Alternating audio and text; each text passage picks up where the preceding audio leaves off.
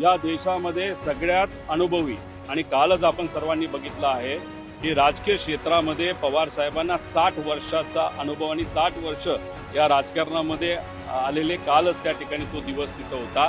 त्यामुळे या देशामध्ये एवढा राजकीय अनुभव असणारा अजून दुसरा कुठलाही नेता नाही। त्यामुळे पवार साहेबांच्या अनुभवाचा फायदा हा राज्याला आणि त्याच्याचबरोबर देशाला 100% त्या ठिकाणी होऊ शकतो। त्याच्याचबरोबर अजितदादांची सुद्धा इच्छा होती की पवार साहेब हे राज्यसभेमध्ये अजून एकदा त्या ठिकाणी गेले पाहिजे। आमच्या पक्षातली सुद्धा इच्छा आहे, पण पवार साहेबांना अजून या बाबतीत आम्ही विचारलं नाही। त्याच्याचबरोबर राऊत साहेबांनी इच्छा व्यक्त केली की पवार साहेब जर इच्छा दाखवत असतील राज्यसभेत जायची तर आम्ही तिथं पाठिंबा देऊ।